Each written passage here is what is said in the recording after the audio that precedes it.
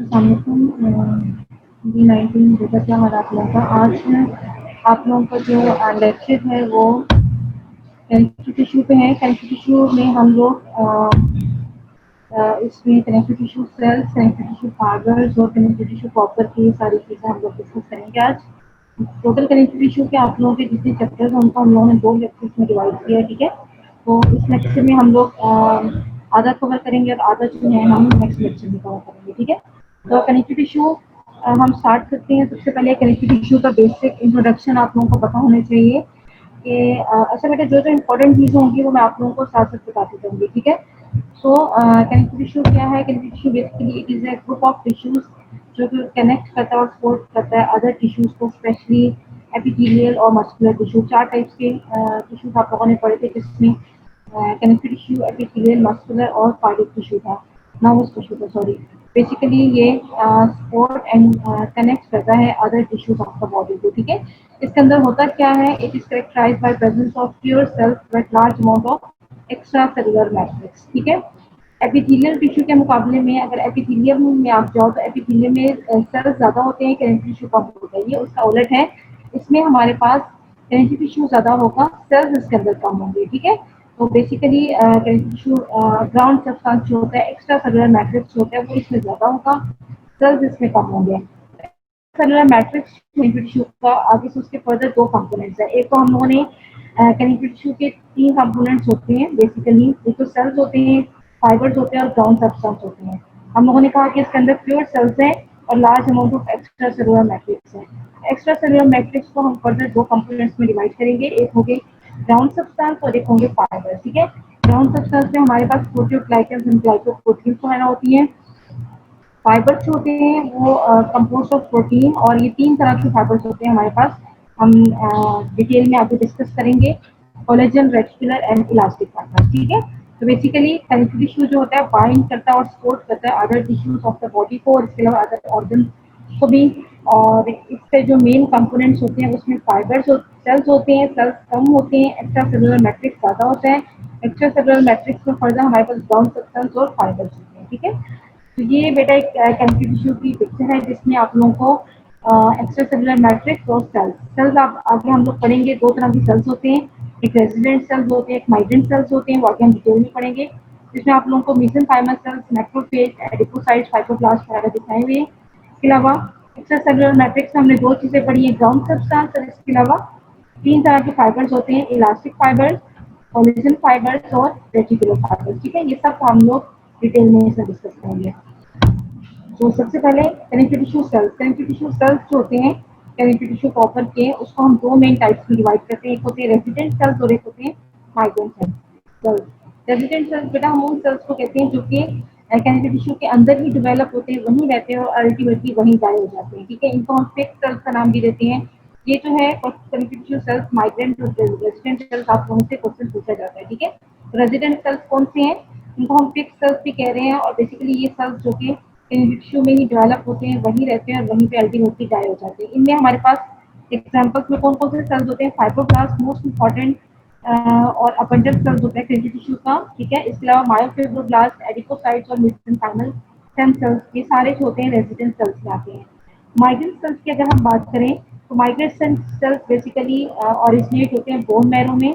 उसके बाद bone marrow से ब्लड स्ट्रीम में आते हैं और उसके बाद कनेक्टिव टिश्यू में एंटर होते हैं, ठीक है। That's why they are called migrant cells, जिनको हम फ्री या फिर ट्रांजिएंट सेल्स का नाम भी देते हैं। इसमें हमारे पास आ जाते हैं macrophages, mast cells, plasma cells और इसके अलावा व्हाइट ब्लड सेल्स के डिफरेंट जो भी टाइप्स हैं वो सारी आ जाती हैं, ठीक है। तो बेटा कनेक्टिव टिश्यू सेल्स का एक क्वेश्चन आप लोगों को कॉमन आता है कि कनेक्टिव टिश्यू सेल्स को आपकी 2 टाइप्स क्या हैं। तो आप लोगों ने इसी तरीके से लिखना होता है, resident cells, migrant cells. Resident cells में कौन कौन से सेल्स आते हैं और माइग्रेंट सेल्स में कौन कौन से सेल्स आते हैं, और अब हम इन जो सेल्स हैं इन सबको 1 बाय 1 डिटेल में डिस्कस करेंगे, ठीक है। तो सबसे पहले रेजिडेंट सेल्स जो होते हैं कनेक्टिव टिश्यू के, जिनको हम लोगों ने कहा है कि फिक्स सेल्स होते हैं जो कि वहीं पे ओरिजिनेट होते हैं, वहीं पे उसके बाद रहते हैं और अल्टीमेटली वहीं डाल जाती है। इसमें first of all fibroblast. Fibroblast बहुत इंपॉर्टेंट सेल है, अक्सर आप लोगों को एग्जाम में फाइब्रोब्लास्ट पे क्वेश्चन आता है। फाइब्रोब्लास्ट जो है सबसे अबंडेंट सेल्स है कनेक्टिव टिश्यू का, यानी मोस्ट कॉमनली सेल्स जो कनेक्टिव टिश्यू में प्रेजेंट होगा और अबंडेंट होगा वो फाइब्रोब्लास्ट है, ठीक है। तो एक एमसीक्यू आप लोगों का यहाँ बन जाता है कि what which cell is the most abundant cells of the connective tissue, तो वो फाइब्रोब्लास्ट है। फाइब्रोब्लास्ट बेटा हमारे पास दो फॉर्म्स में होता है, एक इनएक्टिव फाइब्रोब्लास्ट होते हैं और एक्टिव फाइब्रोब्लास्ट होते हैं, और लाइट माइक्रोस्कोप में बेसिकली आप इन दोनों को जो है ना वो डिस्टिंग्विश नहीं कर सकते। इनएक्टिव फाइब्रोब्लास्ट को हम फाइब्रोसाइट्स का नाम भी देते हैं, इसको हम फाइब्रोसाइट भी कहते हैं। ये हमारे पास एक स्मॉल ओवल शेप का एक सेल होता है जिसके अंदर सेंटर में रॉड शेप इसका न्यूक्लियस होता है, ठीक है। और इसका जो साइटोप्लाज्म होगा वो स्लाइटली एसिडोफिलिक यानी कि पिंकिश शेड होगा। इयोसिनोफिलिक जो नए बच्चे आए हैं उनको एसिडोफिलिक इयोसिनोफिलिक का मतलब नहीं पता होगा। इयोसिनोफिलिक बेटा हम कहते हैं कि जो सेल्स होते हैं वो पिंक या फिर रेड शेड लेते हैं। ये जो हम कॉमनली इसके यूज करते हैं HME हेमेटॉक्सिन है इयोसिन, तो एसिडोफिलिक को हम इयोसिनोफिलिक भी कहते हैं। तो बेसिकली इनएक्टिव फाइब्रोब्लास्ट होते हैं वो फाइब्रोसाइट्स की कहलाते हैं और ये स्लाइटली एसिडोफिलिक या इयोसिनोफिलिक स्टेन लेते हैं। एक्टिव फाइब्रोब्लास्ट की अगर हम बात करें तो ये हमारे पास लार्जर स्पिंडल शेप सेल्स होते हैं, इसके रेडिएटिंग साइटोप्लाज्मिक प्रोसेसेस होते हैं। सेंटर में इसका लार्ज ओवल न्यूक्लियस होता है और उसके अंदर प्रोमिनेंट आप लोगों को न्यूक्लियोलस नजर आ रहा होता है, ठीक है। इसका साइटोप्लाज्म जो होगा वो बेसोफिलिक स्टेन होगा क्योंकि इसके अंदर लार्ज अमाउंट में आप लोगों को रफ एंडोप्लाज्मिक रेटिकुलम मिलेगा। तो जिस सेल में भी रफ एंडोप्लाज्मिक रेटिकुलम ज़्यादा होगा तो वो जो होगा वो बेसोफिलिक स्टेन देगा, ठीक है। और इसके अलावा इसकी पहचानने का क्या तरीका है कि ये कोलेजन फाइबर्स जो होते हैं उसके क्लोज प्रॉक्सिमिटी में ये पड़े हुए होते हैं, ठीक है। जहाँ भी कोलेजन फाइबर्स के बंडल्स होंगे उनके क्लोजली एक्टिव फाइब्रोब्लास्ट सेल्स होंगे वो मौजूद होंगे, ठीक है। ये हमारे पास बेटा फाइब्रोब्लास्ट है, क्योंकि एक्टिव फाइब्रोब्लास्ट आप लोग देख सकते हो लार्ज सेल्स है as compare to the fibrocyte. इसके अलावा ओवल शेप का सेल है, इसके ये साइटोप्लाज्मिक प्रोसेसेस है, रेडिएटिंग प्रोसेसेस है। सेंटर में इसका ओवल न्यूक्लियस और अंदर प्रोमिनेंट न्यूक्लियोलस आप लोगों को नजर आ रहा है, ठीक है। इसका साइटोप्लाज्म जो होगा बेटा बेसोफिलिक, यहाँ पे बेसोफिलिक क्लियर नजर नहीं आ रहा लेकिन इसका साइटोप्लाज्म जो होगा हम बेसोफिलिक सेल लेते हैं। इसके मुकाबले में फाइब्रोसाइट देखो तो ये एक आप लोगों को एक स्पिंडल शेप का सेल नजर आएगा, इसके अंदर ओवल सेंटर न्यूक्लियस है और इसका जो साइटोप्लाज्म होगा वो एसिडोफिलिक होगा, ठीक है। फंक्शन की अगर हम बात करें तो फाइब्रोब्लास्ट का जो मोस्ट इम्पॉर्टेंट या फिर मेन फंक्शन है कि ये प्रोटीन कोलेजन और इलास्टिन ट्रीट करते हैं और ये प्रोटीन्स जो होती हैं पॉलीमराइज होके कोलेजन फाइबर्स, रेटिकुलर फाइबर्स और इलास्टिक फाइबर्स बनाते हैं, ठीक है। तो कोलेजन से हमारे पास रेटिकुलर और कोलेजन फाइबर्स बनते हैं जबकि इलास्टिन से हमारे पास इलास्टिक फाइबर्स बनते हैं। तो बेसिकली फाइब्रोब्लास्ट का फंक्शन क्या है कि ये प्रोडक्शन ऑफ फाइबर्स में रोल प्ले करता है। इसके अलावा और फंक्शन में इसके अलावा कंपोनेंट्स ऑफ ग्राउंड सब्सटेंस भी एक तरह का जिसमें प्रोटीओग्लाइकन्स एंड ग्लाइकोप्रोटीन्स, ठीक है। बेटा फाइब्रोब्लास्ट हम लोगों ने किया, फाइब्रोब्लास्ट मैंने आप लोगों को बताया कि ये इंपॉर्टेंट सेल है, ये भी आप लोगों को लिखने के लिए आ सकता है। इसमें फाइब्रोब्लास्ट जो है सेल की बेसिकली एक्टिव फाइब्रोब्लास्ट आता है और इसमें सेल की कैरेक्टरिस्टिक्स क्या है और इसके अलावा इसका फंक्शन क्या है, ठीक है। ये सेल जो है हम लोग आपको ड्रॉ करवाते हैं, जो पहले बच्चे उन्होंने ड्रॉ किया हुआ होगा। नेक्स्ट बेटा जो रेजिडेंट सेल्स हैं उसमें मायोफाइब्रोब्लास्ट है। मायोफाइब्रोब्लास्ट होते हैं वो भी फाइब्रोब्लास्ट की तरह के ही सेल्स होते हैं और लाइट माइक्रोस्कोप में आप इन दोनों को इजीली डिस्टिंग्विश नहीं कर सकते, लेकिन इसमें एक खास बात क्या है, why it is called myofibroblast, because fibroblast के अंदर जो आप लोगों को साइटोप्लाज्मिक ग्रैन्यूल्स ऑर्गेनेलिस मिलेंगे जिसमें RER गोल्जी ऑपरेटर्स होगा। इसमें इसके अलावा आप लोगों को एक्टिन फिलामेंट्स के बंडल्स और डेंस बॉडीज भी मिलेंगे similar to smooth muscle cells, यानी कि मायोफाइब्रोब्लास्ट का फंक्शन जो है जब इसमें एक्टिन फिलामेंट्स और डेंस बॉडीज आ गई है तो इनका फंक्शन बेसिकली कॉन्ट्रैक्शन की तरफ चला गया, ठीक है।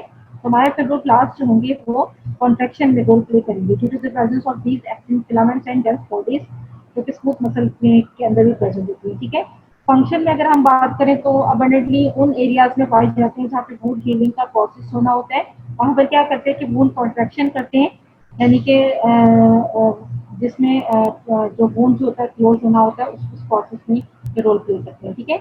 एडिपोसाइट अनदर इम्पॉर्टेंट सेल, ये आप लोगों को के लिए बहुत इंपॉर्टेंट है, इसका इंडिविजुअल सेल का स्ट्रक्चर और उसके बाद आगे हम फर्दर जब टिश्यू में जाएंगे तो उसमें भी हम लोग इसको डिटेल में करेंगे। एडिपोसाइट्स को हम बेटा फैट सेल का नाम भी देते हैं क्योंकि इसके साइटोप्लाज्म में हमारे पास फैट जो होती है वो अबंडेंट अमाउंट में प्रेजेंट होती है, ठीक है। अब ये एडिपोसाइट्स आप लोगों को ग्रुप्स की फॉर्म में भी मिल सकता है या फिर अकेला पड़ा हुआ भी मिल जाएगा। और जब ये सेल्स जो होते हैं एक्यूमुलेट होते हैं लार्ज नंबर्स में, तो ये एक स्पेशल टाइप का कनेक्टिव टिश्यू बनाते हैं जिसको हम एडिपोसाइट्स कहते हैं, which we will discuss in later. और उसके बाद अगर हम एक सिंगल फैट सेल की बात करें तो वो उसकी शेप कैसी होगी, स्फेरिकल होगा या फिर ओवल शेप का होगा। अब फैट सेल जो होता है बेटा, इसके अंदर हम लोगों ने बात की कि इसके साइटोप्लाज्म में जो होगी वो फैट प्रेजेंट होगी, और जिस सेल के अंदर भी फैट प्रेजेंट होती है तो वो ड्यूरिंग स्टेनिंग जब आप लोग उसको देखते हो, जब स्टेनिंग प्रोसेस करते हैं तो उसमें जिस सेल के अंदर भी लिपिड्स होंगे, फैट होंगी, वो जो होती है वो स्टेनिंग प्रोसेस के दौरान जो होती है वो डिसॉल्व आउट हो जाती है। तो वो सेल जो होता है वो आप लोगों को जहाँ जिस जगह पे फैट होती है वो सेल वो जगह जो होती है वो एम्प्टी नजर आती है। ठीक है, आगे मैं आप लोगों को डायग्राम में समझाती हूँ। तो ये एडिपोसाइट्स होते हैं वो हमारे पास यूनिलॉक्यूलर भी हो सकते हैं और मल्टीलॉक्यूलर भी हो सकते हैं। यूनिलॉक्यूलर का मतलब क्या है कि इसके अंदर सिर्फ एक सिंगल लार्ज फैट ड्रॉपलेट होगा। ठीक है, एक फैट ड्रॉपलेट होगा सिंगल, तो लार्ज होगा। मल्टीलॉक्यूलर का मतलब है कि इसके अंदर ढेर सारी फैट ड्रॉपलेट्स होंगे डिफरेंट साइज के, यानी स्मॉल फैट ड्रॉपलेट्स होंगे और बहुत ज़्यादा होंगे। ठीक है, तो ये यूनिलॉक्यूलर और मल्टीलॉक्यूलर फैट सेल्स हो सकते हैं। और यूनिलॉक्यूलर जो फैट सेल्स होंगे वो मिलके वाइट एडिपोज टिश्यू बनाते हैं, जबकि मल्टीलॉक्यूलर फैट सेल्स जो होते हैं वो मिलके ब्राउन एडिपोज टिश्यू बनाते हैं। ठीक है, ये इम्पोर्टेंट बात है कि हमारे पास जो फैट सेल होते हैं उसके अंदर जो फैट ड्रॉपलेट होता है वो यूनिलॉक्यूलर भी हो सकता है, मल्टीलॉक्यूलर भी हो सकता है। अब ये डायग्राम है, हमने बेसिकली जो एडल्ट में प्रीडोमिनेंट टाइप होती है वो वाइट एडिपोज टिश्यू होता है जिसमें यूनिलॉक्यूलर फैट ड्रॉपलेट। अब ये आप लोग को एक सेल नजर आ रहा है, अंदर से ये सारा एम्प्टी है। एम्प्टी क्यों है, क्योंकि इसके अंदर एक सिंगल लार्ज फैट ड्रॉपलेट था और यहाँ सारा फैट ड्रॉपलेट है जो कि स्टेनिंग प्रोसेस के दौरान डिसॉल्व आउट हो गया, तो आप लोगों को ये एम्प्टी स्पेस नजर आ रही है। अब फैट ड्रॉपलेट था, फैट ड्रॉपलेट की वजह से जो इसका साइटोप्लाज्म और न्यूक्लियस था उसके प्रेशर की वजह से वो एक साइड तक पुश हो गया। अब आप लोग देख सकते हो कि ये हमारे पास ये सिंगल सेंटर में सारा फैट ड्रॉपलेट था। अब ये बड़ा है, इसकी वजह से ये जो न्यूक्लियस है ये भी साइड पे पुश हो गया है, और न्यूक्लियस के अराउंड एक थिन रिम सा आप लोगों के पास एक साइटोप्लाज्म है, ये वाला हिस्सा साइटोप्लाज्म का है। ठीक है, बाकी सारी ये सेल की मेम्ब्रेन है, और जिस जगह पे न्यूक्लियस है वहां पर ये थोड़ा सा आप लोगों को थिक एरिया नजर आ रहा है दोनों साइड्स पे, ये हम कहते हैं इसके साइटोप्लाज्म को थिन रिम ऑफ साइटोप्लाज्म। तो ये थोड़ा सा साइटोप्लाज्म रह गया है, और न्यूक्लियस जो होता है वो फ्लैट पेरिफेरी भी होता है। और ये किस वजह से होता है कि ये सेंट्रल फैट ड्रॉपलेट जो होता है ये पुश करता है न्यूक्लियस को, साइटोप्लाज्म को टुवर्ड्स द पेरिफेरी। तो अब आप लोग इस साइटोप्लाज्म और न्यूक्लियस को देखते हुए आप लोगों के जहन में, और ये अपीयरेंस तो है बेसिकली ये यहाँ इसको हम सिग्नेट रिंग अपीयरेंस का नाम भी देते हैं, कि जिसमें साइटोप्लाज्म जो होता है रिड्यूस टू थिन रिम और फ्लैट न्यूक्लियस जो होता है वो पेरिफेरी की तरफ पुश हो जाता है। तो आप लोगों को एक रिंग लाइक अपीयरेंस यहाँ पर इस सेल की मिल रही है। ठीक है, तो signet ring appearance basically it is the characteristic feature of this adipose cell. Signet ring का मतलब ये है कि रिंग जिसके अंदर एक नगीना सा जो जड़ा हुआ होता है उसमें बेसिकली इसी तरीके से आप लोगों को ये नजर आ रहा है साइटोप्लाज्म के अंदर न्यूक्लियस जो है सिर्फ नजर आ रहा है, बाकी सारी जो है एम्प्टी स्पेस है। ठीक है, तो यूनिलॉक्यूलर एडिपोसाइट्स में 80% जो होता है सेल का उसके अंदर सिंगल लार्ज फैट ड्रॉपलेट होता है, और ये फैट ड्रॉपलेट की वजह से साइटोप्लाज्म जो होता है वो reduce to thin ring around the fat droplet, और न्यूक्लियस जो होता है वो भी प्रेस होता है अगेंस्ट द सेल मेम्ब्रेन। और 13 सेक्शन में क्या होता है कि आप लोगों को मैंने बताया कि फैट डिसॉल्व आउट हो जाती है, और वहां पर एक खाली आप लोगों को लार्ज वैक्यूल नजर आएगा, और ये state thin rim of the cytoplasm and is eccentric flattened nucleus collectively give a characteristic signet ring appearance। ठीक है बेटा, सिग्नेट रिंग अपीयरेंस आप लोगों को नाम याद रखना है, ये आप लोगों से अक्सर एग्जाम में पूछा जाता है, और आप लोगों को जब भी एडिपोज साइड पे कुछ लिखने को आएगा नोट, तो आप लोगों ने सिग्नेट रिंग अपीयरेंस का नाम जो है याद रखना है। ठीक है, तो चीफ फंक्शन इसका क्या है कि ये स्टोर करता है फैट को।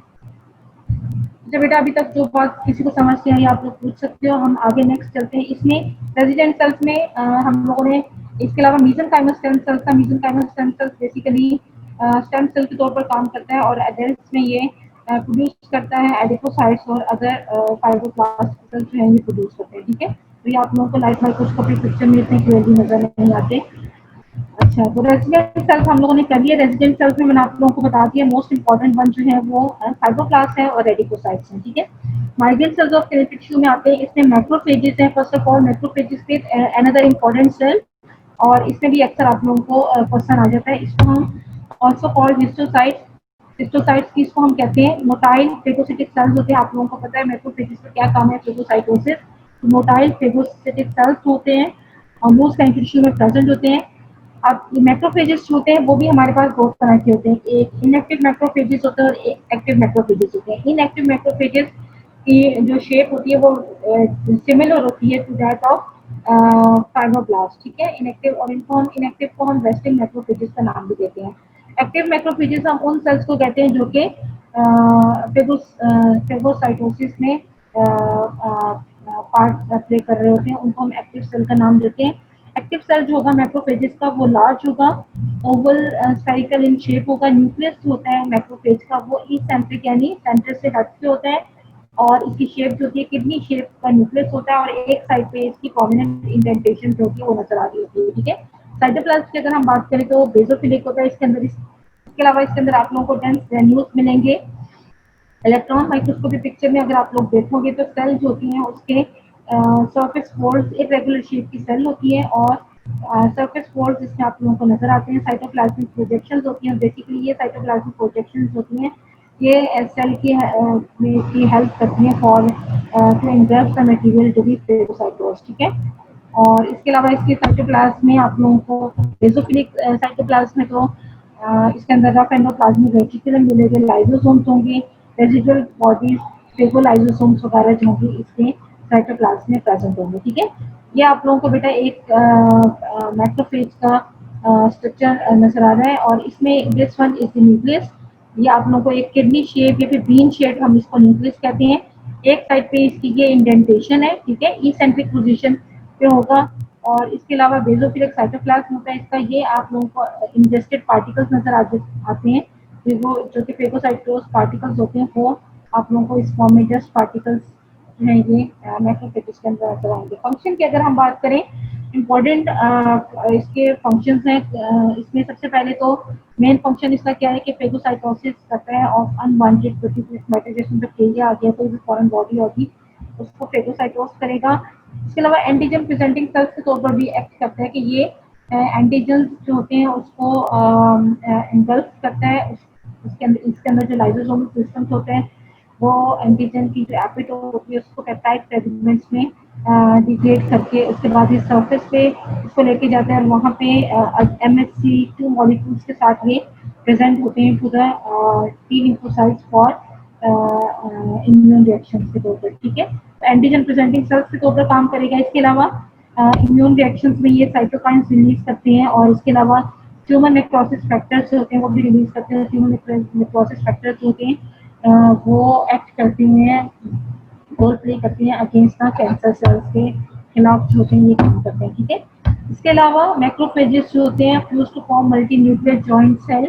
अब क्या होता है कि कभी कभार फॉरेन बॉडी जो होती है जिसको इन्होंने इन्गल्फ करना होता है वो इतनी बड़ी होती है कि एक मैक्रोफेज जो होता है वो उसको इन्गल्फ नहीं कर सकता, फेगोसाइटोस नहीं करता। तो इसमें क्या होता है कि बहुत सारे मैक्रोफेज जो होते हैं वो आपस में फ्यूज होकर मिलके एक लार्ज मल्टी जिसको सेल बना देते हैं, जिसको हम मल्टी न्यूक्लियर जॉइंट सेल या फिर फॉरेन बॉडी जॉइंट सेल का नाम देते हैं। और ये फिर सेल जो होता है ये इन्गल्फ करता है लार्ज फॉरेन बॉडी को, ठीक है। इसके अलावा कुछ क्रॉनिक जो इन्फेक्शंस होते हैं उसमें क्या होता है कि जो माइक्रो ऑर्गेनिजम्स होते हैं वो रेजिस्टेंट हो जाती हैं अगेंस्ट द फेगोसाइटोसिस। तो उसमें क्या होता है कि ये सेल्स जो होते हैं अपनी शेप चेंज करते हैं, ये enlarge in size and cluster together to form epithelioid cells. ये एक दूसरे के साथ क्लोजली पैक होते हैं, तो ये give the appearance of epithelioid cells, और इस तरीके से ये जो है जो फेगोसाइटोसिस रेजिस्टेंट माइक्रो ऑर्गेनिजम्स होते हैं इनके खिलाफ एक्ट करते हैं, ठीक है। और organised collection of these epithelioid macrophages को हम ग्रैनुलोमा कहते हैं। इसके अलावा आप लोगों को पता है कि मैक्रोफेज जो होते हैं वो belong to mononuclear phagocyte system. Basically macrophage जो होता है वो डिराइव होता है मोनोसाइट से, और मोनोसाइट्स आप लोगों को पता है कि वो डेवलप होता है बोन मैरो में, वहाँ से एंटर होता है ब्लड स्ट्रीम में, और ब्लड स्ट्रीम के बाद जब ये कनेक्टिव टिश्यू में एंटर होता है तो ये मैच्योर होकर मैक्रोफेज बना देता है, ठीक है।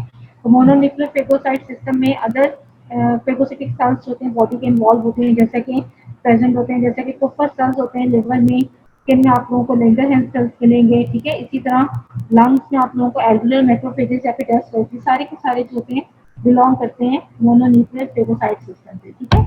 तो बेटा माइग्रेंट सेल्स में हमने फर्स्ट सेल हम लोग मैक्रोफेज का पढ़ा है। मैक्रोफेज के सेल के स्ट्रक्चर और उसके बाद उसकी जो फंक्शन है ये भी बहुत इंपॉर्टेंट है, ठीक है, क्वेश्चन के हिसाब से। Next mast cell, another important cell, ये एक बार टॉप में भी बच्चों को आया हुआ है क्वेश्चन मास्ट सेल से रिलेटेड।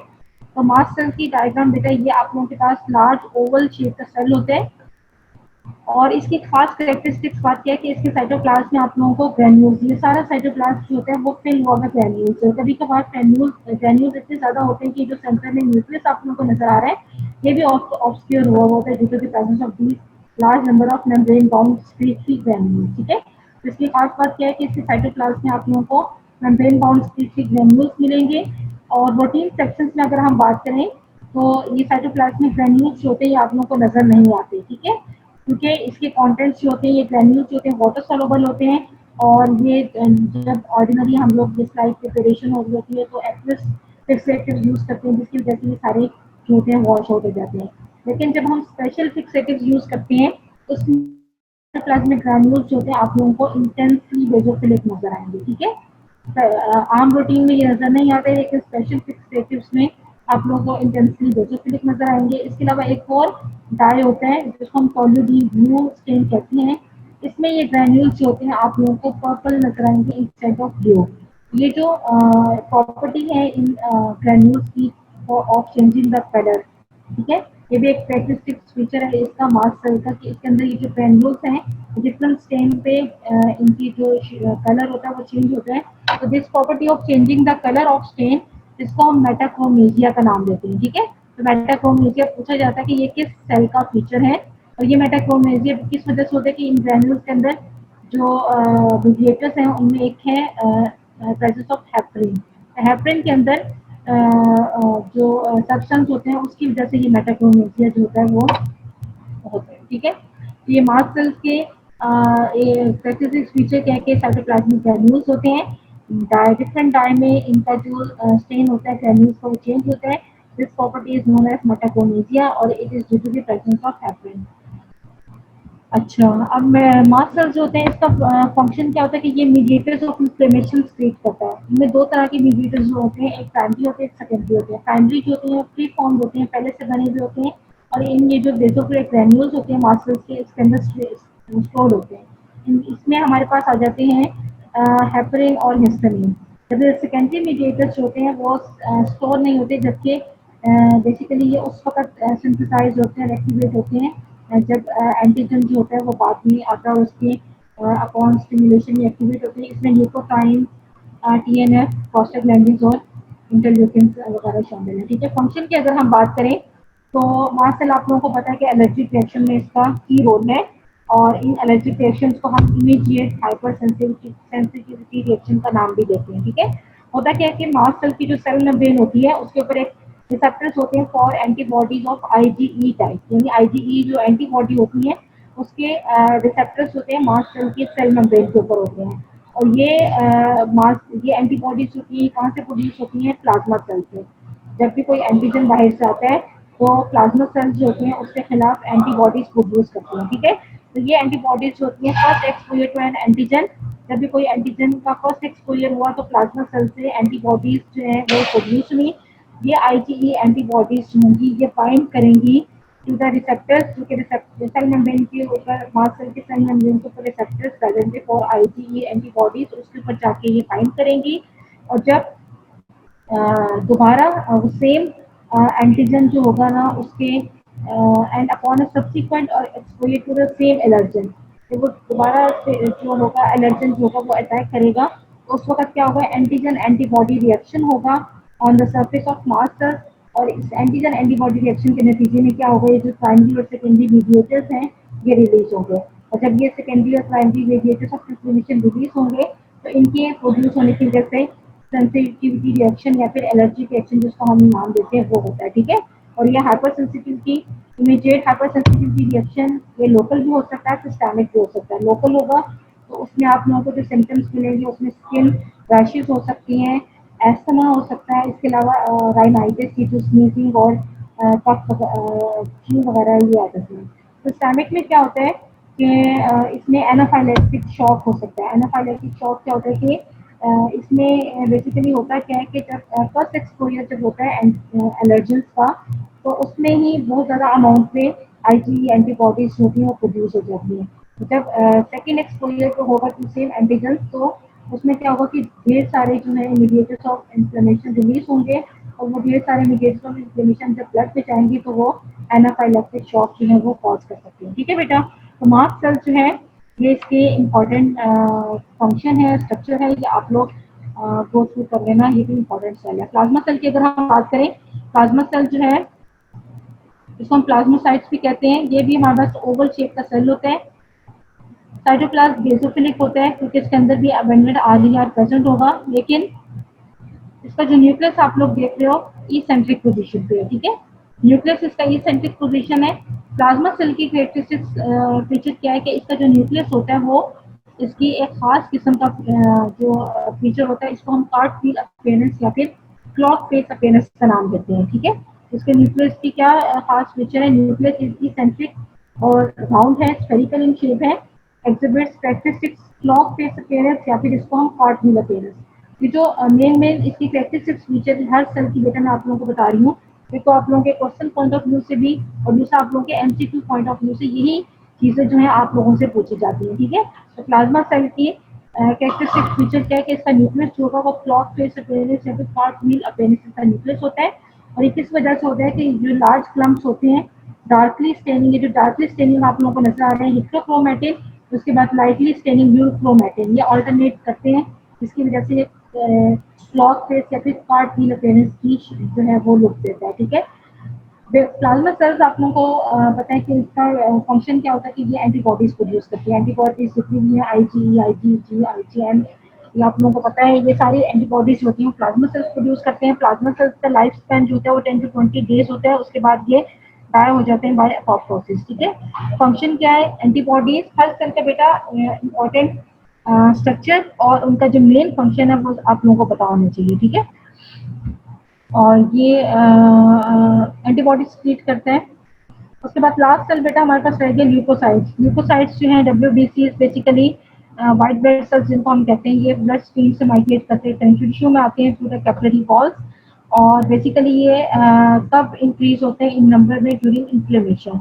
तो ल्यूकोसाइट्स के कौन कौन से टाइप्स हैं, न्यूट्रोफिल्स, इसिनोफिल्स, लिम्फोसाइट्स, मोनोसाइट्स, ये सारे के सारे कनेक्टिव टिश्यू में एंटर होते हैं। इनमें से मोनोसाइट्स जो हैं जब कनेक्टिव टिश्यू में एंटर होगा तो ये चेंज हो जाएगा इंटू मैक्रोफेजेस, और लिम्फोसाइट्स जो बी टाइप हैं ये एक्टिवेट होकर किसमें चेंज होते हैं, प्लाज्मा सेल्स में। ठीक है, तो बेटा ये तो थी आप लोगों के कनेक्टिव टिश्यू के सेल्स। इसमें आप लोगों को मैंने कनेक्टिव टिश्यू सेल्स हम दो तरीके से क्लासिफाई करते हैं, रेजिडेंट सेल्स और माइग्रेंट सेल्स। ठीक है, रेजिडेंट सेल्स में मोस्ट इंपॉर्टेंट फाइब्रोब्लास्ट है, एडिपोसाइट्स है। माइग्रेंट सेल्स में आप लोगों के पास मैक्रोफेजेस भी इंपॉर्टेंट है, प्लाज्मा सेल भी इंपॉर्टेंट है, मास्ट सेल भी इंपॉर्टेंट है। ठीक है, तो इनको याद करने का क्या तरीका कि मेन इनका स्ट्रक्चर लाइट माइक्रोस्कोप पे कैसे नजर आते हैं, साइटोप्लाज्म कैसा है, कैरेक्टरिस्टिक फीचर हर सेल की आप लोगों के सामने लिखी हुई और मैंने बताई दी है वो क्या है, एमसीक्यू पॉइंट ऑफ व्यू से भी और आप एससीक्यू के लिए भी याद रखना, तो ये मेन चीज है। ठीक है, साइटोप्लाज्म की और सेल की शेप क्या है, साइटोप्लाज्म का स्टेन क्या है, न्यूक्लियस की पोजीशन क्या है, न्यूक्लियस की शेप क्या है, और क्या इनकी कैरेक्टरिस्टिक फीचर है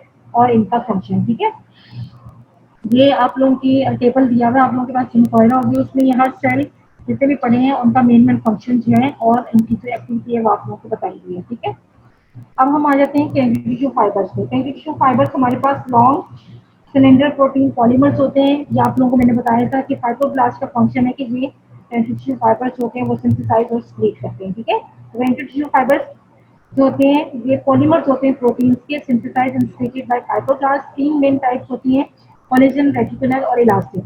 कोलेजन और रेटिकुलर जो होते हैं वो कोलेजन प्रोटीन से बनती हैं। ठीक है, ये कोलेजन प्रोटीन से जो बनते हैं वो रेटिकुलर कोलेजन है, और इलास्टिक फाइबर्स होते हैं वो इलास्टिक प्रोटीन से बनते हैं। कोलेजन, अब कोलेजन प्रोटीन के बारे में हम थोड़ा सा डिस्कस करते हैं। कोलेजन जो है वो family of protein made up of, इसकी तीन पॉलीपेप्टाइड चेन्स होती हैं जिनको हम अल्फा चेन्स कहते हैं। ये एक दूसरे के अराउंड होती है, बाइंड हुई होती है लाइक अ रोप, और एक ट्रिपल हेलिक्स जो है वो स्ट्रक्चर बनाती है। ठीक है, जो मेन अमाइनो एसिड्स हैं इसमें ग्लाइसिन, कोलिन, हाइड्रोक्सी क्लोरीन जो होती है वो कॉमनेस्ट अमाइनो एसिड्स होते हैं। कहाँ पर सिंथेसाइज होती है आप लोगों को पता है, फाइब्रोब्लास्ट में। और और वैसे तो हमारे पास 28 डिफरेंट टाइप्स की कोलेजन की प्रोटीन्स होती हैं, लेकिन लूजली हम इसको 3 मेन ग्रुप्स में डिवाइड करते हैं। इसमें एक तो फिब्रिलर कोलेजन होती है। फिब्रिलर कोलेजन होते हैं ये collagen collagen fibres are link to each other. इसमें क्या होता है कि कोलेजन फाइबर्स होते हैं वो एक दूसरे के साथ लिंक करके फिब्रिल्स बनाते हैं। हमारे पास टाइप 1, 2, 3, 5 एंड जो ये सारी जो है ये बिलोंग करती है इस वैरायटी से, ठीक है। तो टाइप 1 जो होती है वो सबसे कॉमनेस्ट वैरायटी है कोलेजन की इन द बॉडी, ठीक है। और ये कौन सी वैरायटी से बिलोंग करी है, फिब्रिलर कोलेजन से। Type 1 is the most commonest variety of collagen in the body. Type 2 collagen fibrils होते हैं वो एक्स्ट्रा सेलुलर मैट्रिक्स होते हैं कार्टिलेज के, उसमें अबंडेंट होते हैं। ये चीजें आप लोगों के लिए मैंने इसलिए लिखी क्योंकि ये आप लोगों के एमसीक्यू पॉइंट ऑफ व्यू से इंपॉर्टेंट है कि कौन सी टाइप के कोलेजन फिब्रिल्स जो हैं वो किस जगह पे प्रेजेंट होते हैं। तो टाइप 1 कॉमनेस्ट जो है वो बॉडी में प्रेजेंट होते हैं। टाइप 2 जो होते हैं extra cellular matrix of cartilage में प्रेजेंट होते हैं। इसी तरीके से टाइप 3 फिब्रिल्स होते हैं वो रेटिकुलर फाइबर्स बनाते हैं। हम लोगों ने भी पीछे बात की थी कि कोलेजन प्रोटीन से कोलेजन फाइबर्स बनते हैं और रेटिकुलर फाइबर्स बनते हैं। तो टाइप 1 जो फिब्रिलर प्रोटीन कोलेजन फिब्रिल है उससे कोलेजन फाइबर बनेंगे, और टाइप 3 से जो है वो रेटिकुलर फाइबर बनेंगे, ठीक है। टाइप 5 इसी तरीके से टाइप 1 के साथ को एक्सप्रेस होती है in skin, bone, cornea and placenta, ठीक है। इसके अलावा दूसरी जो ग्रुप है वो शीट फॉर्मिंग कोलेजन का होता है। इसमें बेसिकली कोलेजन टाइप 4 जो होती है वो मेन वैरायटी होती है, और ये कहाँ पे प्रेजेंट होती है, मेम्ब्रेन ऑफ एपिथेलियल टिश्यू में, वहाँ पे ये स्ट्रक्चरल सपोर्ट होती है वो प्रोवाइड कर देती है, ठीक है। इसके अलावा एंकरिंग कोलेजन जो तीसरा ग्रुप है ये बेसिकली इसका क्या काम है कि फिब्रिलर ऑफ द जो कोलेजन होते हैं उनको बेसिकली आपस में लिंक करता होता है, ठीक है। कोलेजन फाइबर्स की हम बात करते हैं। तीनों फाइबर्स जो हैं बेटा ये तीनों ही इंपॉर्टेंट है। जो मेन इसकी कैरेक्टरिस्टिक्स हैं वो मैं आप लोगों को बता देती हूँ इसमें। तो ये तीनों ही आप लोगों को इसमें से किसी भी नोट लिखने को आ सकता है। Collagen fibres most commonly occurring fibres हैं टिश्यू फाइबर, जैसा कि फाइब्रोब्लास्ट होती है most common connective tissue sales थे। इस तरीके से जो most common connective tissue fibres हैं वो कोलेजन फाइबर्स है, ठीक है। और ये टाइप 1 फिब्रिल से बने हुए होते हैं और अरेंज होते हैं पैरेलल टू ईच अदर।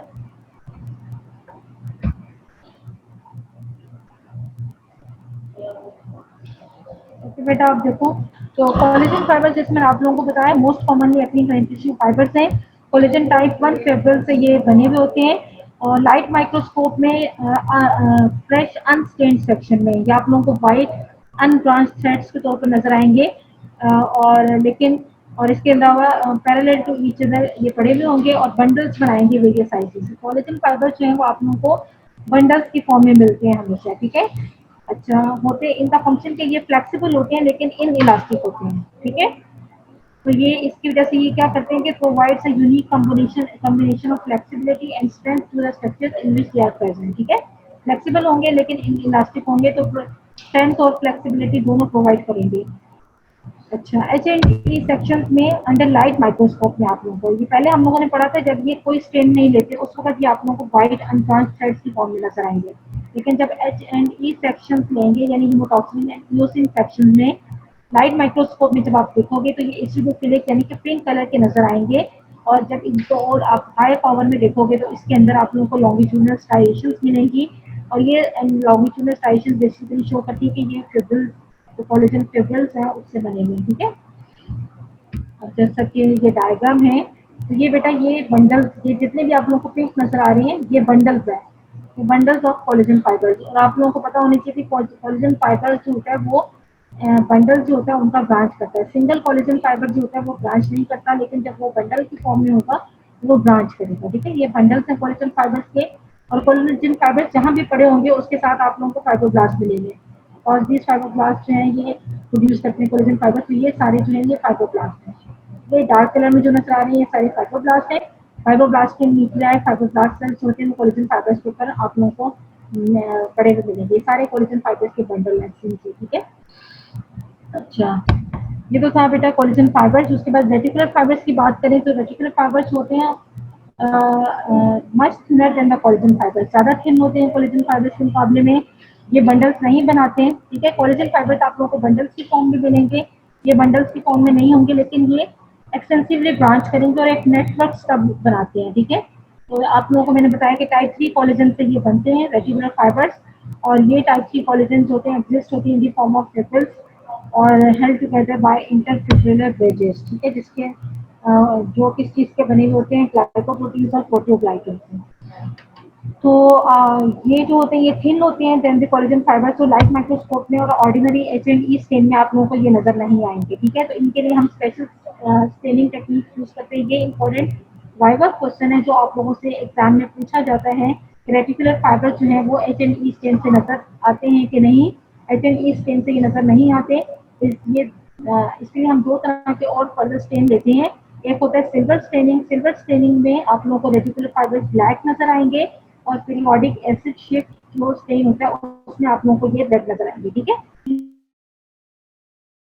एक जिसमें सिल्वर स्टेनिंग है इसमें रेटिकुलर फाइबर्स ब्लैक अपीयर होंगे, और PAS यानी पीरियोडिक एसिड शिफ्ट इसमें आप लोगों को रेड कलर के नजर आएंगे, ठीक है। रेटिकुलर फाइबर्स का फंक्शन क्या है कि सपोर्टिंग फ्रेमवर्क बनाते हैं many organs like lymph node, spleen, liver, bone marrow में, ठीक है। ये आप लोगों को बेटा सिल्वर स्टेनिंग पिक्चर आप लोगों को दिखाई दी, इसमें आप लोगों को ब्लैक कलर की सारे रेटिकुलर फाइबर्स हैं जो नजर आ रहे हैं, ठीक है। अच्छा, last one elastic fibre. Elastic fibres होते हैं बेटा ये आप लोगों को thin very thin highly refractile strands की फॉर्म में नजर आएंगे in unstained preparation of loose connective tissue. Branch करते हैं, रीजॉइन करते हैं और लूज नेटवर्क बनाते हैं। और जहाँ पे भी इलास्टिक फाइबर्स बॉडी में आप लोगों को अबंडेंट मिलेंगे वहाँ पर एक ये येलो कलर जो है वो टिश्यू को दे देंगे, ठीक है। ऑर्डिनरी H&E स्टेन में देखेंगे तो इलास्टिक फाइबर्स होते हैं वो अब इलास्टिक फाइबर्स होते हैं वो भी ऑर्डिनरी H&E जो स्टेन होता है उसमें आप लोगों को इजीली आइडेंटिफाई नहीं होते हैं, वहाँ पर आप लोगों को बहुत फेंटली इयोसिनोफिलिक नजर आएंगे। तो इसीलिए इनके लिए भी एक सिलेक्टिव स्टेन होता है बाय स्पेशल स्टेनिंग प्रोसीजर्स, जिसको हम वेगर्ड रिसोर्सिंग फ्लोसिंग टेक्निक कहते हैं। और इसमें आप लोगों को इलास्टिक फाइबर्स होते हैं वो क्लियर नजर आते हैं और ब्लूइश ब्लैक कलर नजर आते हैं, ठीक है। ये भी लास्ट टाइम बच्चों से वाइवा में क्वेश्चन पूछा गया था कि ऑर्डिनरी H&E स्टेन सेक्शन में इलास्टिक फाइबर्स आप लोगों को नजर आती हैं कि नहीं। तो ऑर्डिनरी H&E स्टेन में इलास्टिक फाइबर्स क्लियरली नजर नहीं आते क्योंकि बहुत हल्का सा इयोसिनोफिलिक स्टेन लेते हैं। तो सिलेक्टिवली स्टेनिंग प्रोसीजर इसमें यूज करते हैं जिसमें क्रिकेट रिसोर्सिंग फ्लोसिंग टेक्निक है जिसमें ये ब्लूइश ब्लैक नजर आएंगे, ठीक है। ये बेटा लूज कनेक्टिव टिश्यू की पिक्चर है, इसमें ये आप लोगों को थिन स्ट्रैंड का इलास्टिक फाइबर नजर आ रहे हैं। उसके बाद ये कोलेजन फाइबर बंडल्स में आप लोगों को ये एक और पिक्चर है, इसमें इलास्टिक फाइबर हैं। और ये आप लोगों को जो स्पेशल स्टेनिंग मैंने आप लोगों को बताई है उसमें आप लोगों के ब्रश से इलास्टिक फाइबर जो है वो नजर आ रहे हैं, ठीक है। अच्छा, इलास्टिक फाइबर जो है वो हम लोगों ने पीछे बात की थी इलास्टिन प्रोटीन से बने होते हैं, और इलास्टिन प्रोटीन में जो हमारे पास मेन अमाइनो एसिड्स हैं वो ग्लाइसिन और कोलिन है। इसके अलावा इन दो के अलावा दो और स्पेशल अमाइनो एसिड्स होते हैं इसके अंदर जिसको हम डेस्मोसिन और आइसोडेस्मोसिन का नाम देते हैं। बेसिकली ये अमाइनो एसिड्स होते हैं ये इलास्टिक फाइबर्स की जो रबर लाइक प्रॉपर्टी है इलास्टिन की उसमें उसके ये रोल प्ले करते हैं, ठीक है। और जब भी फोर्स अप्लाई करते हैं तो इलास्टिक फाइबर्स होते हैं वो स्ट्रेच करते हैं 1.5 टाइम देयर ओरिजिनल लेंथ, ठीक है। कहाँ कहाँ प्रेजेंट होंगे through out the body connective tissue में प्रेजेंट होंगे, लेकिन पर्टिकुलरली उन एरियाज में ज़्यादा होंगे जहाँ पर प्रेशर या फिर पुलिंग फोर्सेस होती हैं वो अप्लाइड होती है, ठीक है, जैसे कि लंग्स में। अच्छा, ये थे बेटा कनेक्टिव टिश्यू के सेल्स और फाइबर्स। इसके बाद बेटा हम लोग एक और इम्पॉर्टेंट क्वेश्चन अक्सर आप लोगों के एग्जाम में आता है, क्लासिफिकेशन ऑफ कनेक्टिव टिश्यूज, ठीक है बेटा। आप लोगों की बुक में एज इट इज दी हुई है। तो क्लासिफिकेशन ऑफ कनेक्टिव टिश्यू में अगर हम बात करें हमारे पास एम्ब्रियोनिक कनेक्टिव टिश्यू होता है, कनेक्टिव टिश्यू प्रॉपर होता है, स्पेशलाइज कनेक्टिव टिश्यू होता है, ठीक है। तो हम आज जो है हम लोगों ने एम्ब्रियोनिक कनेक्टिव टिश्यू प्रॉपर ये पूरा पढ़ लेना है, और स्पेशलाइज कनेक्टिव टिश्यू में कार्टिलेज और बोन जो है हम नेक्स्ट लेक्चर में पढ़ेंगे, ठीक है। तो हम देखते हैं एम्ब्रियोनिक कनेक्टिव टिश्यू में अब ये मेन चीजें जो कनेक्टिव टिश्यू की हैं वो मैंने आप लोगों को बता दी हैं, तो हमारे पास टाइम भी अब कम रह गए, और मैं इसमें मेन मेन कैरेक्टरिस्टिक्स जो है हर कनेक्टिव टिश्यू की आप लोगों को बताती जाऊंगी, ठीक है बेटा। तो एम्ब्रियोनिक कनेक्टिव टिश्यू जो है इसके दो फर्दर टाइप्स होते हैं, एक मेसेंकाइमल होता है और एक न्यूक्लियोइड कनेक्टिव टिश्यू होता है। हम डिटेल में पढ़ते हैं। कनेक्टिव टिश्यू प्रॉपर में एक लूज होता है एक डेंस होता है। डेंस को फर्दर हम डिवाइड करते हैं डेंस इरेगुलर और डेंस रेगुलर, ठीक है। और डेंस रेगुलर फर्दर डिवाइड होता है कि डेंस रेगुलर कोलैजिनस है या डेंस रेगुलर इलास्टिक है। इसके अलावा रेटिकुलर कनेक्टिव टिश्यू होगा और एडिपोज टिश्यू होगा। स्पेशलाइज्ड में हमारे पास कार्टिलेज, बोन और ब्लड, ठीक है। बस सबसे पहले हम एम्ब्रियोनिक कनेक्टिव टिश्यू देखते हैं। Mesenchymal connective tissue basically developing embryo में होता है। इसके अंदर हमारे पास स्टार शेप सेल्स होते हैं जिनको हम मेसेनकाइमल सेल्स का नाम देते हैं, ठीक है। और इसके अलावा अबंडेंट ग्राउंड सब्सटेंस होते हैं और ये स्टार शेप सेल्स के जो होते हैं साइटोप्लाज्मिक प्रोसेसेस होते हैं और ये साइटोप्लाज्मिक प्रोसेसेस होते हैं वो similar process of the neighbouring cells के साथ कांटेक्ट कर रहे होते हैं और इनको जहाँ पे कांटेक्ट कर रहे होते हैं वहाँ पे इनकी कैप जंक्शंस प्रेजेंट होते हैं, ठीक है। रेटिकुलर फाइबर्स जो होंगे वो भी प्रेजेंट होंगे इस कनेक्टिव टिश्यू के अंदर और माइटोटिकली एक्टिव है क्योंकि आप लोग एम्ब्रियोनिक कनेक्टिव टिश्यू है तो मेसेनकाइमल सेल्स आप लोगों को पता है स्टेम सेल्स भी होते हैं, तो माइटोटिकली एक्टिव सेल्स होते हैं और give rise to different types of connective tissue cells होते हैं, ठीक है। मेन चीज इसमें क्या है कि अबंडेंट ग्राउंड सब्सटेंस है और स्टार शेप इसमें मेसेनकाइमल सेल्स होती है। ये आप लोगों के जो जितने भी बीच में खाली जगह नजर आ रही है सारा अबंडेंट ग्राउंड सब्सटेंस है जो कि स्टेनिंग में बेसिकली आप लोगों को इतना क्लियर नहीं नजर आता, वॉश हो जाता है। बाकी ये स्टीलेट सेल्स हैं, साइटोप्लाज्मिक इनके प्रोसेस हैं, सेंटर में इनका न्यूक्लियस है, ठीक है। तो ये इसके अलावा कोलेजन फाइबर्स भी आप लोगों को मिलेंगे। तो ये सारे जो हैं इसके अंदर फाइब्रोब्लास्ट मेसेनकाइमल सेल्स को हम इमेच्योर फाइब्रोब्लास्ट का नाम भी देते हैं ये इसके अंदर। इसके अलावा कैपिलरीज वगैरह जो होंगे इस सेल में मिलेंगे, ठीक है। म्यूकोइड टिश्यू इसको हम म्यूकस टिश्यू का नाम भी देते हैं। ये बेसिकली इंटरमीडिएट स्टेज होती है in the development of adult type of connective tissue from mesenchymal connective tissue, ठीक है। तो ये इंटरमीडिएट स्टेज में होता है। इसके अंदर होता है क्या कि abundant soft jelly light extracellular component होते हैं। उसके अंदर हाइलुरोनिक एसिड जो होता है ज़्यादा अमाउंट में प्रेजेंट होता है। इसके अलावा टाइप 1 और टाइप 3 कोलेजन फिब्रिल्स होंगे वो प्रेजेंट होंगे। थ्री-लेट फाइब्रोब्लास्ट होते हैं which branching process are scattered within the extracellular matrix, ठीक है। तो इसकी एग्जांपल क्या है बेटा, ये बहुत इंपॉर्टेंट क्वेश्चन है जो आप लोगों से पूछा जाता है। Constitute the principal component of umbilical cord. Umbilical cord का प्रिंसिपल कंपोनेंट है where it is known as Wharton's jelly. Wharton's jelly क्या है, अम्बिलिकल कॉर्ड के अंदर ये जो म्यूकोइड कनेक्टिव टिश्यू है इसको हम वॉर्टन्स जेली का नाम देते हैं, ठीक है। ये आप लोगों के पास किसकी लिए फाइब्रोब्लास्ट है, अम्बिलिकल कॉर्ड का ही कट सेक्शन है जिसके अंदर फाइब्रोब्लास्ट नजर आ रहे हैं और लार्ज अमाउंट में आप लोगों को एक्स्ट्रा सेलुलर मैट्रिक्स नजर आ रहे हैं, ग्राउंड सब्सटेंस और साथ साथ ये कोलेजन फाइबर। ये सारे कोलेजन फाइबर्स हैं और जिनमें न्यूक्लियाई हैं ये आप लोगों को फाइब्रोब्लास्ट नजर आ रहे हैं, ठीक है। नेक्स्ट बेटा लूज कनेक्टिव टिश्यू। जो मोस्ट अबंडेंट कनेक्टिव टिश्यू है बॉडी में वो लूज कनेक्टिव टिश्यू है, ठीक है। बेसिकली इसका फंक्शन क्या होता है कि पैकिंग और anchoring material of the body है और ये as a embedding material for many structures, ठीक है। इसके अंदर बहुत सारे स्ट्रक्चर्स होते हैं एम्बेड हुए होते हैं जैसे कि blood vessels, nerves, lymph vessels वगैरह। करता क्या है कि ये अदर टिश्यू ऑर्गन्स कंपोनेंट्स को जो है आपस में बाइंड करता है और सपोर्टिंग फ्रेमवर्क जो होता है मोस्ट ऑफ द ऑर्गन्स बनाते हैं। एग्जांपल्स में हमारे पास सबक्यूटेनियस टिश्यू आ जाता है जिसमें सुपरफिशियल और डीप फेशिया आता है, मेसेंट्री और ओमेंटम, ठीक है। लूज कनेक्टिव टिश्यू जो होता है ये जो होता है ये प्रिंसिपल ये बेस्ट एग्जांपल है कनेक्टिव टिश्यू की जिसके अंदर आप लोगों को तीनों कंपोनेंट जो है कनेक्टिव टिश्यू के वो क्लियरली नजर आते हैं, यानी कि सेल्स, connective tissue fibers और ग्राउंड सब्सटेंस, ठीक है। तो ऑल द की कंपोनेंट ऑफ कनेक्टिव टिश्यू इसके अंदर प्रेजेंट होते हैं।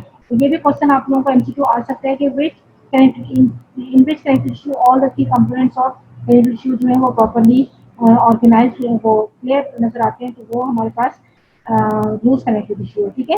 तो fibroblast, macrophages, mast cell, adipocyte सारे सेल्स जो हैं इसमें आप लोगों को नजर आएंगे। उसके अलावा एक्स्ट्रासेलुलर मैट्रिक्स में कोलेजन फाइबर्स अबंडेंटली प्रेजेंट होंगे, इसके साथ साथ इलास्टिक फाइबर्स भी पड़े होंगे, ठीक है। ग्राउंड सब्सटेंस जो होता है वो ज्यादातर कनेक्टिव टिश्यूज का जो होता है स्टेनिंग के दौरान डिसॉल्व आउट हो जाता है, तो इस वजह से ये आप लोगों को क्लियर स्पेसेस जो होती है इसमें नजर आती हैं। तो ये स्मॉल सर्कुलर या फिर ओवल एरियाज जो होते हैं वो क्लियर नजर आते हैं और इन एम्प्टी एरियाज को हम एरियोलास कहते हैं। तो इस वजह से इस कनेक्टिव टिश्यू को हम लूज एरियोलर कनेक्टिव टिश्यू का नाम भी देते हैं।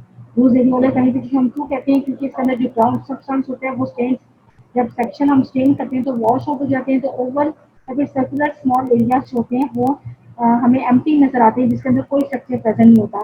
तो इन एम्प्टी एरियाज को हम एरियोलर कहते हैं और that's why this connective tissue is also known as loose areolar connective tissue.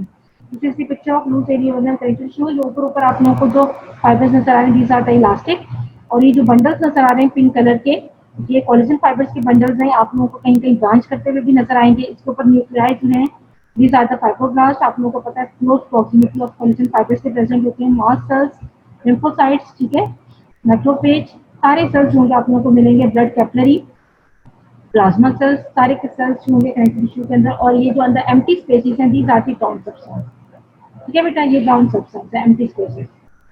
Next one बेटा ये तो था loose connective tissue. Dense connective tissue हम किसको कहते हैं, इसमें डेंसली डेंसली पैक्ड होते हैं वो फाइबर्स होते हैं। अब इसके अंदर हमारे पास फाइबर ज्यादा हो जाएंगे और सेल्स कम हो जाएंगे, ठीक है। तो characterize by close packing of its fibres, यानी डेंसली पैक्ड फाइबर्स होते हैं, इसके अंदर प्योर सेल्स होते हैं और बहुत ही कम अमाउंट में ग्राउंड सब्सटेंस भी होता है। फ्लेक्सिबल, लेस फ्लेक्सिबल होगा लेकिन मोर रेजिस्टेंस टू स्ट्रेस, ये इसका फंक्शन है।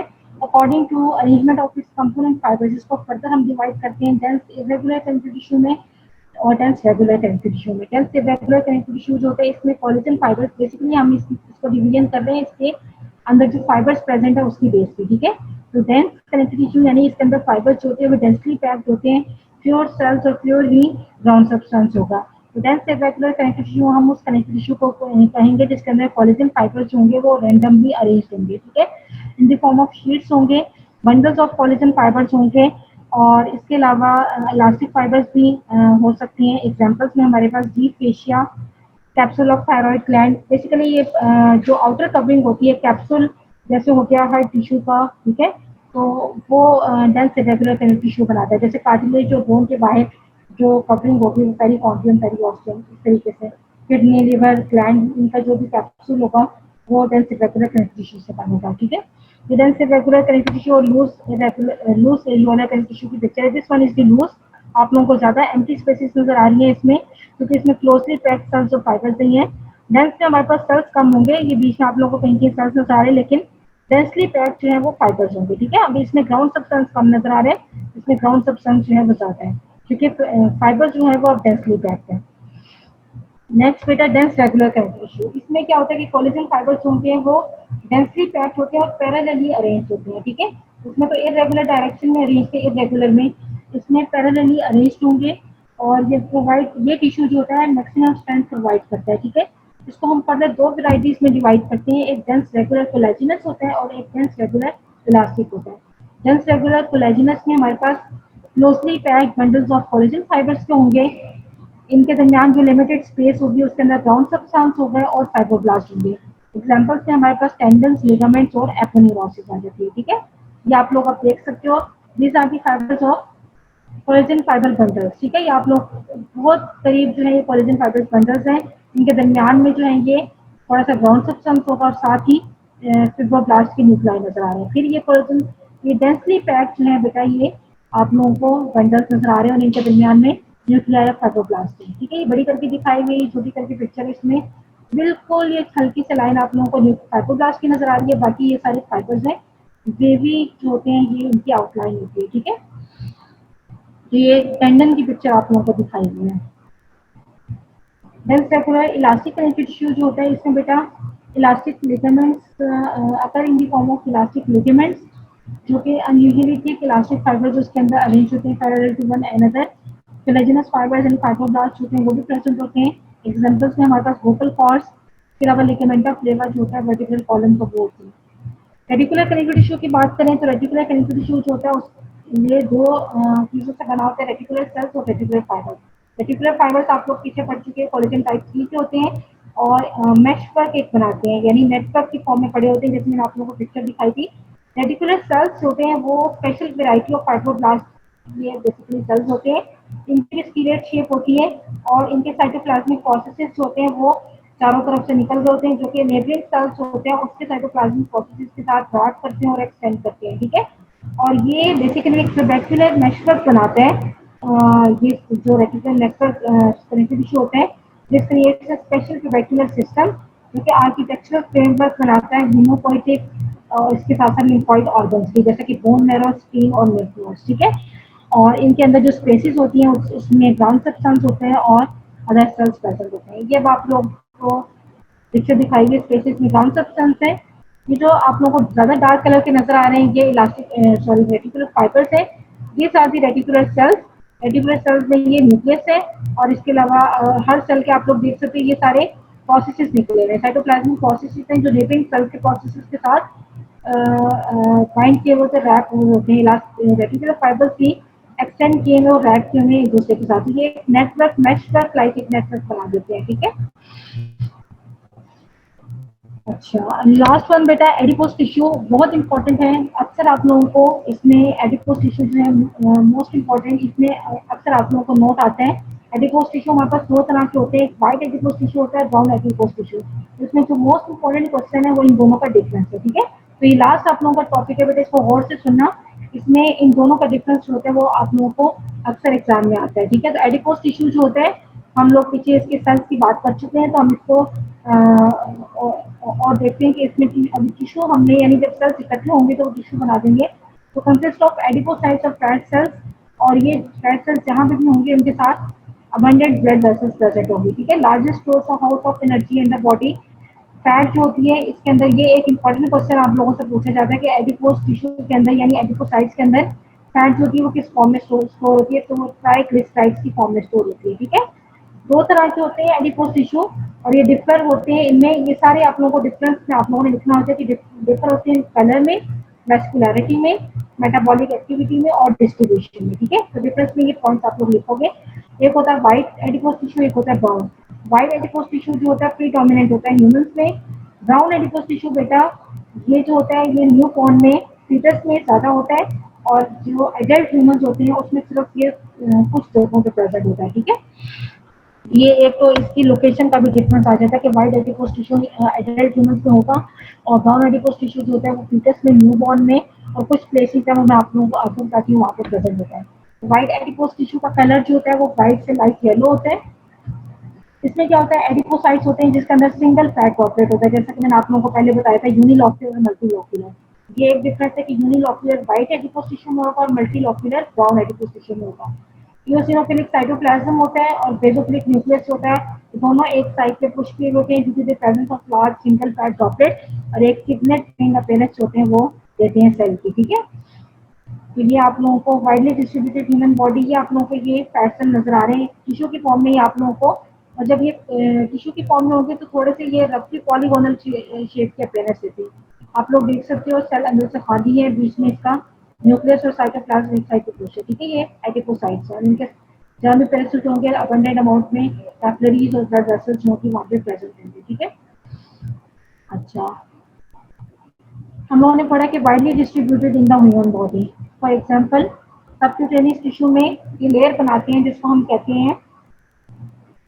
हैं पेनिकुलर एडिपोसिस, और ये बेसिकली ये क्या काम करती है, एज एन इंसुलेटर, इंसुलेटर के ऊपर काम करते हैं कि बेसिकली ये प्रिवेंट करते हैं heat loss from the body, इसकी वजह से temperature regulation of the body जो है उसमें रोल प्ले करती है ये white adipose tissue, specially in the new born babies and infants. इसके अलावा एडल्ट्स में ये कहाँ कहाँ प्रेजेंट होता है, in subcutaneous tissue of abdominal wall, axilla, buttocks and thighs में, ठीक है। और इंटरनली जो होता है वो फैट स्टोर होता है, greater momentum, mesentery, retroperitoneal space, specially kidneys के अराउंड है, वहाँ पे ये मैकेनिकल प्रोटेक्शन प्रोवाइड कर रहा होता है अराउंड दीज वाइटल ऑर्गन्स, ठीक है।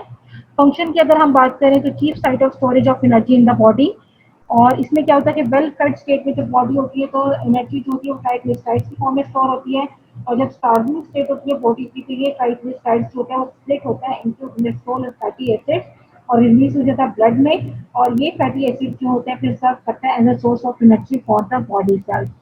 नॉन एडिपोज टिश्यू की बात करें तो इसमें मल्टीलॉक्यूलर एडिपोसाइट्स होती हैं, इसके अंदर जो फैट होती है वो स्टोर होती है in the form of multiple small fat droplets, ठीक है। इसका जो सिंगल सेल होता है उसका साइज होता है वाइट एडिपोज सेल्स के एडिपोज टिश्यू के सेल से छोटा होता है, ठीक है। इसके कलर की अगर हम बात करें तो रेडिश ब्राउन इन कलर है। रेडिश ब्राउन कलर क्यों है, क्योंकि इसकी वेस्कुलरिटी ज्यादा होती है, यानी कि इधर ब्लड सप्लाई ज्यादा होती है, और इसके अलावा इसके अंदर जो माइटोकॉन्ड्रिया होते हैं वो लार्ज अमाउंट में होते हैं, और इन माइटोकॉन्ड्रिया के अंदर एक कलर्ड एंजाइम होता है जिसको हम साइटोक्रोम का नाम देते हैं। That's why brown adipose tissues होते हैं वो आप लोगों को रेडिश ब्राउन या फिर जो होते हैं वो रेडिश या फिर ब्राउन कलर का नजर आता है, ठीक है। सेल्स इसके पॉलीगोनल होते हैं, सेक्शन में और स्मॉलर होते हैं than that of white adipose tissue. Nucleus इनका जो होगा वो इसेंट्रिक पोजीशन में होगा, और सेल के अंदर मल्टीपल स्मॉल फैट ड्रॉपलेट्स होंगे और वेल डिफाइंड लोब्यूल्स होंगे, उसके इल डिफाइंड लोब्यूल्स होते हैं, ठीक है। कनेक्टिव टिश्यू सबका बाहर होता है और उसको इल डिफाइंड लोब्यूल्स में डिवाइड करता है, जबकि ब्राउन एडिपोज टिश्यू में वेल डिफाइंड लोब्यूल्स होते हैं, और ये डायरेक्ट सिंपैथेटिक इनर्वेशन होता है वो रिसीव करता है, ठीक है। अब ये ब्राउन एडिपोज टिश्यू का सेल है, इसमें आप लोगों को रफली पॉलीगोनल सेल नजर आ रहा है, इसेंट्रिक न्यूक्लियस है, माइटोकॉन्ड्रिया लार्ज अमाउंट में आप लोगों को मिलेंगे, ठीक है। माइटोकॉन्ड्रिया ने फंक्शन परफॉर्म करना है, आगे मैं आप लोगों को फंक्शन इसका बताती हूँ। मल्टीपल स्मॉल फैट ड्रॉपलेट्स है और ये सिंपैथेटिक इनोवेशन है, डायरेक्टली रिसीव करते हैं सिंपैथेटिक इनोवेशन, ये आप लोगों को दिखाई दिया। और ये टिश्यू की फॉर्म में आप लोगों को नजर आ रहा है, ऊपर ये व्हाइट एडिपोज टिश्यू है, नीचे ये ब्राउन है और ये ब्राउन एडिपोज टिश्यू के साइज है, ठीक है। और जहाँ पे ये प्रेजेंट होंगे वहाँ पे ब्लड वेसल्स होंगे वो ज्यादा होंगे, ठीक है बेटा। ये येलो कलर में आप लोगों को फैट ड्रॉपलेट्स नजर आ रहे हैं। प्रेजेंट कहाँ होते हैं, न्यू बॉर्न में लार्ज अमाउंट में प्रेजेंट होगा। एडल्ट में ये क्वेश्चन आप लोगों से बेटा अक्सर पूछे जाता है कि where brown adipose tissue is found in adults. Adults का हम लोगों ने कहा है कि ये बहुत कम अमाउंट में होता है, ज्यादा ये न्यू बॉर्न में होते हैं। तो एडल्ट्स में ये बेसिकली बेटा posterior triangle of neck, mediastinal, around the abdominal aorta and kidneys, ठीक है। ये इंपॉर्टेंट क्वेश्चन है जो आप लोगों को पूछा जाता है कि एडल्ट्स में ब्राउन एडिपोज टिश्यू किन जगहों में प्रेजेंट होता है।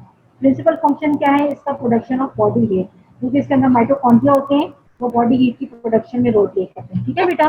तो ये तो था आप लोगों का आज का लेक्चर, जो कि बहुत तकरीबन मुश्किलों से एंड हुआ है। ये बेटा आप लोग एक बार रिवाइज कर लेना जाके, जो कुछ आप लोगों ने पूछना है आप मुझसे पूछ लो, जो नहीं समझ आया मुझे बता देना है। नेक्स्ट लेक्चर में हम स्पेशलाइज सेंसिटिव इशू जो कि सैटरडे को है, उसमें कार्टिलेज और बोन कवर करेंगे। अगर इसमें से कुछ नहीं समझ आया तो इंशाल्लाह मैं आप लोगों को नेक्स्ट में बता दूंगी, ठीक है बेटा।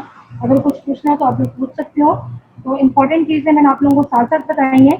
हर कनेक्टिव टिश्यू में जो भी टाइप थी उसके साथ जो जो इम्पोर्टेंट क्वेश्चन थे मैंने आप लोगों को बता दिए, ठीक है। एनी क्वेश्चन बेटा प्लीज मेरे से हम माइंड अप करें।